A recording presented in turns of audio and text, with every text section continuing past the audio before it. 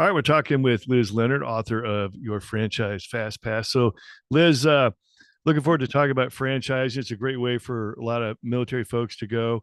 Before we get to talking about all that, take us back. Tell us what you did in corporate America and ultimately why you decided to leave corporate America for entrepreneurship. Sure. Yep. My background is in education. I actually went to college to be a teacher and very long time ago and got out and job market was saturated. Salaries were super low. I ended up going into senior healthcare. So that was my corporate gig for many, many, many years, working for national healthcare companies, but specifically in the senior care space. Mhm. So I loved it. Met a lot of great people, but impact business, helping people, purpose driven, and it really suited me to a T. And of course, I had no experience in healthcare, didn't know anything about Medicare or skilled nursing or hospitals and all that stuff. So it was pretty exciting to learn a whole new industry. And I thrived in that industry. So it was absolutely fabulous. But that's my corporate career. Yeah. And so, where'd this entrepreneurship bug come from? Had you always been interested in running your own business or did it come out of nowhere? I grew up on a farm Hmm. with my family. So I would say that I was brought up in an entrepreneurial family. And I interview a lot of people for candidacy with franchising. And a lot of people have been brought up in entrepreneurship and kind of had a little bit of an inkling that they might want to do that. So um, when I shifted into entrepreneurship, that was a little bit different twist and turn. I was working at the hospital at the time. My husband was working in insurance. We had two little girls, 4 and 7, and we could not find an accredited learning center for our children. Hmm. And being an educator, I wanted to make sure that they were in the right environment, that they were actually learning, and it wasn't just, simple playing, and which is great, but I wanted more. So we couldn't find anything. And I did a survey with all the doctors and nurses and everybody I knew in my local community, and everybody was in agreement that we needed one. So I set out to build a business plan with my husband, meet with different funding partners, and we opened a $1.2 million school with 140 children and 22 teachers. That was my first dipping the toe in the water. And we opened in a recession, '07. No kidding. Wow. And what, Yeah. what kind of school was it? Mostly younger, up to pre-K kind of thing or We beyond? had up to pre-K, we had a summer program, and we had an after-school program. So we had a very large building. We had to renovate the whole building. We bought the real estate, and then we shifted into a brand new playground. So we had kind of the full gamut. I mean, it was really kind of a full service to families because if you're Mm. working a 9 to 5 job and you need to pick up your older child at their after school, then they could bring them to our school or we'd have them bus to our school and we were able to have everybody there. So kind of one-stop shopping. Yeah, no kidding. How long did you do that for? Almost 4 years. Yeah.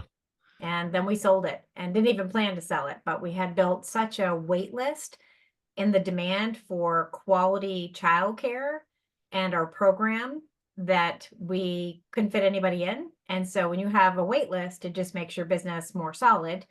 And we had somebody approach us to buy our business, and it's kind of a good humor story. They were actually one of the funding resources that we went to for our SBA loan. They turned us down, and they are the people that turned around and bought our business. Really? No. Yes. So it's true. Every business is for sale just for the right price, right? Even if you're not trying to sell. Well, I think market has a lot to do with it.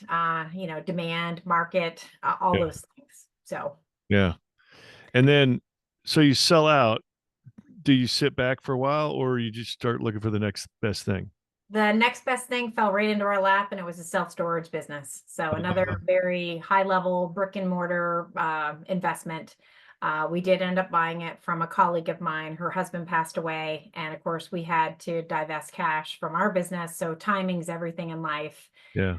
We put the proceeds of our school into the self-storage business, and then we looked at each other and said, okay, what are we going to do now? Are we going to go back to corporate America? Are we going to start another business? So I started looking into franchising in the background, just researching it, thinking, it's got to be an easier way. Startups are a lot of work to sell too, by the way. And we ended up looking into franchising, but I have to add the plug here that I went back to work for corporate America and I got laid off. Mm, wow. back to work for one of the companies that I used to work for. So I knew everybody. It was great. Yeah. Wow. All right. Well, hold that thought, Liz. We're going to take a quick break and we're going to be right back. Sure.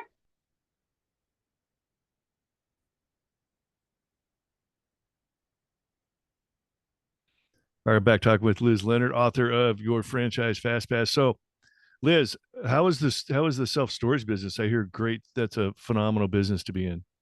It was a phenomenal business to be in. Great kind of semi-absentee model where you don't have to be there quite as much. And Mhm. ours was actually 2 hours away. So we were definitely kind of more remote, which is a lot of people are looking for a remote investment. Yep. And capacity was full. Turnover happened, obviously, a fair amount. We had a software program to run it. Obviously had the electronic gate for people to get in and out, but we did have to take care of the grounds. So that was kind of the physical plant piece we had to take care of. And then obviously billing happens every month. So, and you've got a lot of turnover and, you are chasing people a little bit for cash sometimes, but the good news is that you can put a lock on their unit and they cannot get back into their unit unless they pay you what they owe you. Yeah. Makes it pretty easy. Wow. Yeah, definitely a Yeah. high demand business. We actually had an investor approach us, and he actually owned 8 other self-storage businesses. So he was building a huge, obviously, portfolio of self-storage, and ours was in a great location too. It was off one of the interstate highways. Hmm. So I think location plays a really big role in any business, but especially that one. Yeah. So ultimately, you guys sold it after 12 years. We did. We sold it and it was a great business. And we actually struggled selling it. We actually planned to keep it into retirement. 2030 was our goal. Yeah. But like you said earlier, everything sells for the right price. And you will find investors that are really seeking that for their portfolio. Yeah. Yeah. It's awesome business. Know some folks that have owned a few and own them and just, hear nothing but good things. Um, so you went back into corporate America for a little while, came back out, and then ultimately where did the franchise lead you? So we looked into franchising, which many people listening to this podcast might, take the leap just to learn. And I did, and I thought it might just be a quicker track, an easier launch. I wouldn't have to develop all the systems. And when I started looking, one of the caveats for me being the candidate was that I didn't want a lot of employees. And one of the things that I learned about myself with our first business was managing 22 women. I'm not very good at it. I don't enjoy it. It is not what I'm cut out to do. And I think any good assessment probably would have identified that, but I jumped in because it needed to be done. But it was one of the hardest things I've ever done. And when I started looking, I didn't want a lot of employees. And I met a coach very similar to myself, and she thought I was probably quite a challenge. And I might have been seen as a challenge, but I know my strengths and weaknesses now after operating a business, and I didn't want to put myself back in that situation. So we started looking. She couldn't find anything. She came back 3 months later and said, with your education background, you've built and sold businesses, you could actually teach people whether they're a good fit for franchising and find them the right match. Mhm. And I thought that's interesting. So lo and behold, I've been doing this for over 10 years and we do own a franchise. Ours is called Kitchen Tune Up. We do cabinet refacing, redooring, and it's in the home service brand category, Uh-huh. which we have a lot of veterans that look into that home service brand category. So it is a Yeah. non brick and mortar, all service. Yeah, we've talked about franchising a number of times on the show over the years, and that was one of the questions I was going to ask you. I'm like, you guys created and ran and grew and managed successful businesses, and then sold a couple of times, and now you're turning to franchising because a lot of people, especially coming out of the military, you have very capable people, but they've never run a business before. And so franchising works well for that because you got people in a structured system and they can execute on a system. So it works well for veterans coming out of the military. And I'm thinking like, why would you guys go into franchising? So, but you answered all those questions already. It's just, you wanted something where you have to manage so many people, um, didn't want to start from scratch again, a lot of work. So you understood the amount of work and the risk involved in startups, and franchising, was still appealing to you. It was still appealing to us, and we wanted something that was demand driven, which essential service is now the buzzword right after COVID. And we also wanted something that was not really available in our market. So we did our homework, and my husband had a construction background. He had built custom homes. And so this really made sense for him. And it really, ideally, he primarily operates it. I might support in some marketing and some other initiatives. But my full-time gig is actually working with candidates across the country and helping them determine, is this a good path for them? And we do give them the skills assessment so that we can identify, do they have what it takes, not just from the financial perspective, but do they actually have the abilities to do this, which you've referenced? Not everybody does. So that's the first thing I do with people is I have them take that free skills assessment, and then we review it together so that we can talk about, let's leverage your strengths and your weaknesses, but then let's also try to determine what we can leverage from the franchisor system. So Mhm. that if it's an area like sales, if you don't want to do sales, we need to talk about that, because customer acquisition is one of the most important things in any business that we do. And so who's going to do that role? So we talk about what the day in the life of a business is going to look like, what you're going to be required to do. Does your skills assessment actually, model that type of business? And if not, maybe this isn't for you, but we're going to identify all those key factors and kind of reverse engineer into what's a good match for the candidates. Yeah. And so once you get past all that, I'm curious, like, where do you where do you get your list of available franchises? Like, do you have resources available, or do you have relationships with a lot of them already? How do you identify the franchise, the skill set that is required for particular franchises, and how to match people up to that? Yeah. So the first response is I'm part of an international network that has over 700 brands, which is way too many. We have a lot of emerging brands. We have some in the middle, and then we've got the real mature brands with over 1,000 units. So we've got a lot to choose from. And we have brick and mortar, which everybody's minds naturally go to because you think of food, fitness, hair care, which those are usually for your high level investors and usually a semi absentee model, not always. And Mhm. then we have all the home service brands, which we've mentioned already, which are essential services, anything that needs to be done to a piece of property from floor to ceiling, inside and out.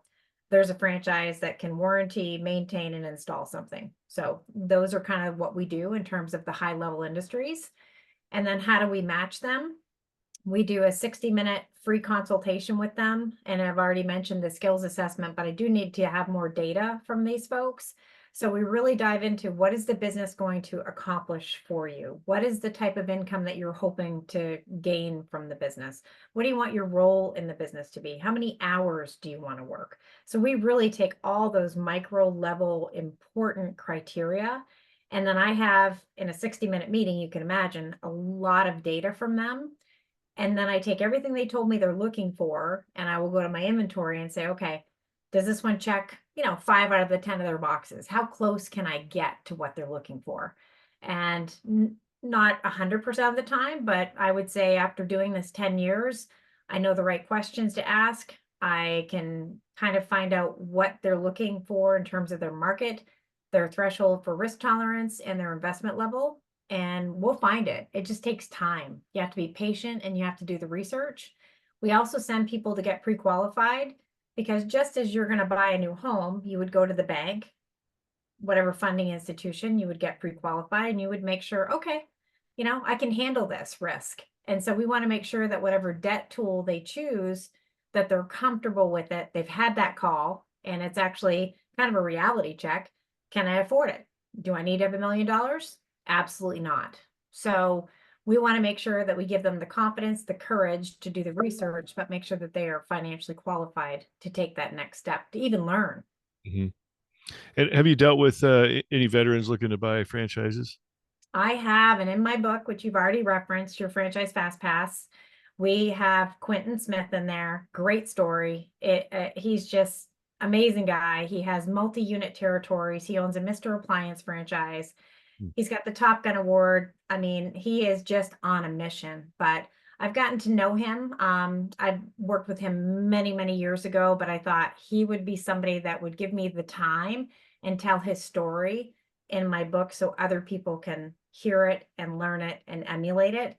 And he's just the team that he's building. He actually has a potential buyer right now for his business, and he won't sell it because he loves it so much. Yeah. And he's taking care of his team. I think he's got 10 to 12 people on his team right now, Uh-huh. and he has done a profit sharing program for them. So when he sells and retires, everybody cashes out, everybody wins.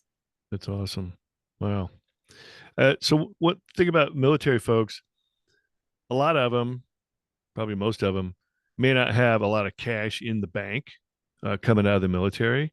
So, what are some of the ways you're able to get around the lack of capital to put into coming out of a bank account, simplistic coming out of a bank account situation? Yep. I have two of them right now that I'm actually coaching. One of them has, they do have their pension. So they have that coming in. They've got some real estate investments, but both of these guys are not working. So they're just kind of looking for the next kind of opportunity for them, kind of their last chapter. Yeah.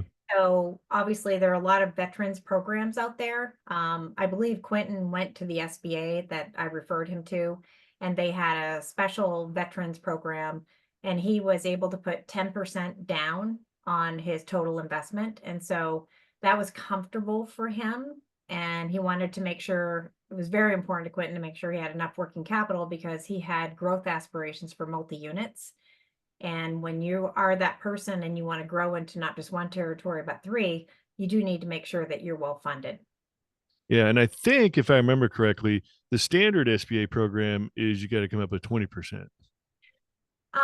It is there, the 150 and under is the smaller kind of micro loan, and they go all the way up to 5 million, of course. Mm-hmm. But the 10% one is based on credit score, any obviously debt that you have. They're going to check all of those things. So it's really important that it's kind of an individualized meeting based on personal history. Oh, credit card debt. That was the other one too, that they want to make sure that you're not heavily leveraged with your, ratio. Right. So they will evaluate all those. And obviously you can provide them with your credit score. They don't do any type of credit check. This all comes from you willingly on the first call, because it's really an informational call to say, could I get pre-qualified for this? And again, have that confidence that when I'm working with a franchise advisor and they find a business for, $300,000, that I can afford it comfortably. Mm-hmm. And I know the SBA very heavily favors existing businesses. They would much rather you buy an existing business because 80% of new businesses fail. It's the whole 80-20, 20-80 thing. And are franchises, obviously, if you're buying somebody's existing franchise, that's considered an existing business because it has a track record. So much easier to get approval through the SBA loan process. But if you're buying into a franchise and starting your own location or own store, does the SBA probably views that more closer to an existing business since it's a known franchise than it does an actual startup? Yes, I would say there's a lot of accuracy to that. They know that there's a track record. They know there's a history. They know that there's financials that they can pull. They also keep an eye on any closures that happen, which, those are all in their franchise disclosure document. So SBA will look into all of that. And then, of course, they will have their own history. Have we ever placed anybody or funded a business? And so they're able to kind of monitor all of those things. And I think it's great because SBA wants to make sure you're well capitalized. And in my book, we have a great section on independent business versus franchise. One of the reasons businesses fail is they're undercapitalized. Yeah. One. If you don't have enough money to operate, then it becomes difficult. Or if you need to expand, or you need to hire more people. Mm-hmm. We with our first business, we were newbies, and we were told that we needed to have a $75,000 line of credit on top of the 1.2 million SBA loan, which cost us money. And I thought, well, why would I need that? This is a huge amount of money. I'd be able to budget it. And the turnover with our school was so high that I had to hire, fire, train, and that cost a lot of money. And I think people forget about that. So that was kind of an eye opener for me to Mm-hmm. make sure that I really did need that line of credit. It was a safety net. And I encourage everybody to have a safety net with the business. Yeah. So tell us a little bit about your book and where we can find it. My book, I want to tell you a little bit about quickly why I wrote the book. During COVID, being an educator, I built an online learning management system for all of my candidates so they can actually visualize the steps they're going to have to go through to vet out a franchise. And it takes time. It can take 6 to 8 weeks. And so we put them in 8 modules. They're very short, but you can see them. There's downloads in them. There's a glossary. We give them validation questions to ask owners. There's just a whole toolbox in there for them. So then we thought, oh my gosh, what are we going to name it? So we named it Your Franchise Fast Pass. So we're really helping people get to the front of the line with an expert by your side because you don't have the information, you don't have kind of the industry expertise, and that's what people are looking for.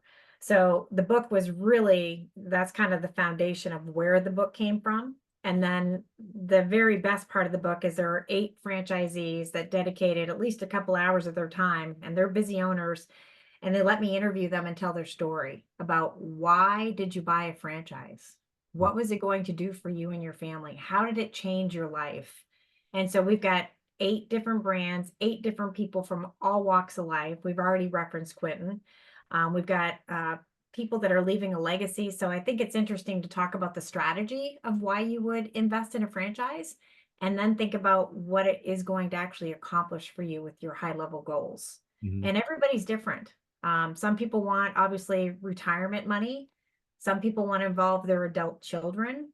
We've got the veterans, we've got partners, we have people that are aged out of their jobs. And so each one of those people told their story. So to me, that's kind of just near and dear to my heart. But obviously, we break down what franchising is, the benefits of it, are you a good fit, how we can help you with my system.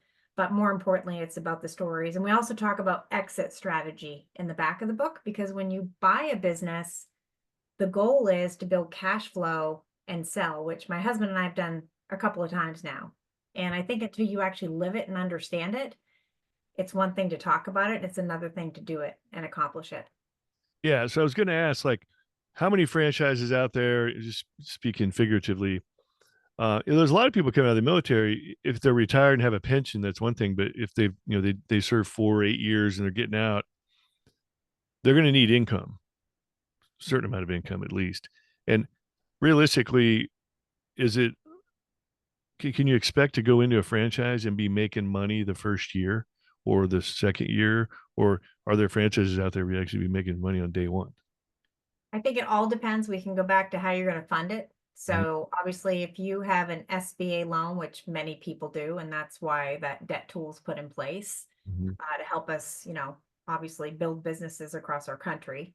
But if you are using retirement funds to invest in your business, you're paying yourself back at your own pace. So you don't have that interest rate, you don't have that kind of high ticket and SBA payment every month. So it really depends. It also depends on owner discretionary benefits, what you're going to run through the business. And I think I left my corporate job and I cut my salary in half.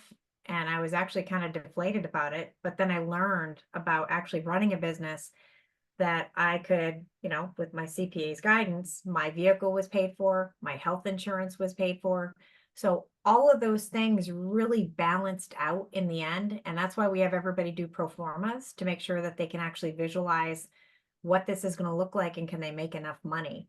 And then the way I answer that question, because I get it a lot, is when you're studying these companies and you're having a call every week and they're teaching you about their systems, you're going to understand what the average ticket size is, depending on what the product and service is. Mhm. And you take that in your mind and it will be on a pro forma, but what's the average ticket size per day, per week, per month, per year? And then you can visualize what that amount is that you're selling to customers. Then you need to take all your expenses out. Then you can see what you can pay yourself. I mean, it's a math equation. Yeah. Yeah, definitely. So, as far as your services go, can you explain to us how that works? Sure. Yep. Nobody will probably guess on this call, but you've had some franchise people on. There is no fee to work with me. I am like a high level recruiter. I'm helping people do research on franchise companies. And if they're a good match, I am paid a finder's fee by the franchisor. once an agreement is signed. So everything is completely free. All I need is their time and the risk is mitigated. So I tell everybody, if you have time to do the research and Mhm. you've been wondering, why not just see if it's for you? And it's okay. Do I talk to people that it's not a good fit? Absolutely. And I'd probably be the first one to tell them, I don't think this is going to work. Mhm. But if it Right. is going to work, let's continue. Yeah.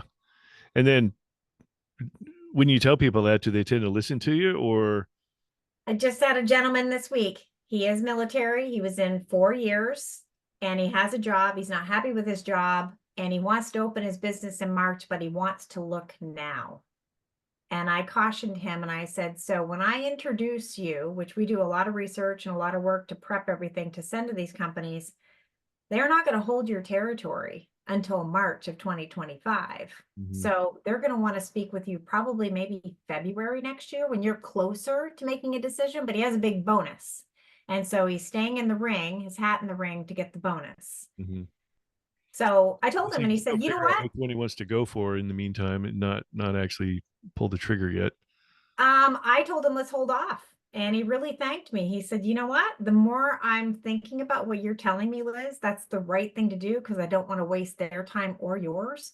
It takes 6 weeks, and then these franchise companies are expecting people to make a decision. They're looking for entrepreneurs to make a decision. It's not, I'll call you back in 4 months. And by the way, is the territory still there? Right. Yeah. It's not going to, the opportunity is not there forever. So, uh, No, yeah. unfortunately, no. Yeah. Wow. That's awesome. Well, so Liz, we are getting close to the end of our time. But you see a lot of franchisees, people going into business in the franchise model, um, especially a lot of military type folks. Um, Seeing that, and from your business experience, if someone's looking to get into franchising, someone's getting out of the military, what kind of advice comes to mind? I think they should look at all their options. I think the skills assessment I've mentioned a few times, but I mean, let's identify the strengths you have and let's see if those are going to be, strong enough to run a business. And if not, then you either hire people, you get partners. But I think, people coming out of the military or some of them are continuing school. Quentin was still continuing school. And I think that, what are your goals? And let's write them down. And then let's see if the business, if that's what you want to look at, if that will help you accomplish the goals. And then I always reference Rich Dad, Poor Dad, which I don't know if any of you have read his book, The Oh, Cash Flow yeah, Quadrant. love that book. It, it's a great book, but it really helps you think about, okay, I have an employee mentality or I have an entrepreneurial mentality. Right. Which side do I fit better? And most of us have done both, but I think there's a burning desire in people to actually operate businesses, and those are the people that I can help. And then, of course, we need to put the right pieces together, right? The money, the skills, spousal support, which we haven't talked about today, is another key factor in buying a business as well. So I think look at all your options. You don't have anything to lose when you're getting out and you want to make the right decision. Awesome. Well, Liz, if somebody's interested in talking with you about getting into franchising, how did they get in touch with you? I would take them to my book site, which is franchisefastpassbook.com. They can also look up Liz Leonard, franchise advisor. I'm on LinkedIn. I'm in a multitude of social media channels, and I'd be happy just to have a conversation with anybody at a high level anytime. Awesome. Well, Liz, thanks for sharing your entrepreneurial success story. Good stuff, and look forward to seeing your future success. Thank you for having me. All right, we're out. Great questions. Thank you.